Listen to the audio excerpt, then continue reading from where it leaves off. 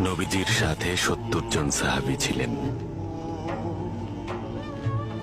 সেই সময় মদিনায় অনেক সুখ শান্তি ছিল। হঠাৎ অনেক খারাপ সময় চলে আসে সেখানে। বেহেশতের মতো শহর দোজখ হয়ে গেল। সবখানে তখন আগুন আর আগুন। তখন সেই 70 জন সাহাবী বিপদের মুখে পড়েন।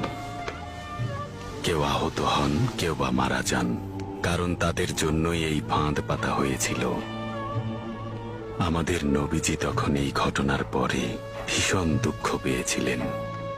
আনাস ইবনে মালিক বলেছেন, তিনি নবীজিকে এত দুঃখ করতে এর আগে কখনোই দেখেননি। আমাদের নবীজি প্রতি ওয়াক্ত নামাজে ওইসব নিষ্ঠুরদের অভিশাপ দিতেন। এরপর কি হলো এফেন্দি?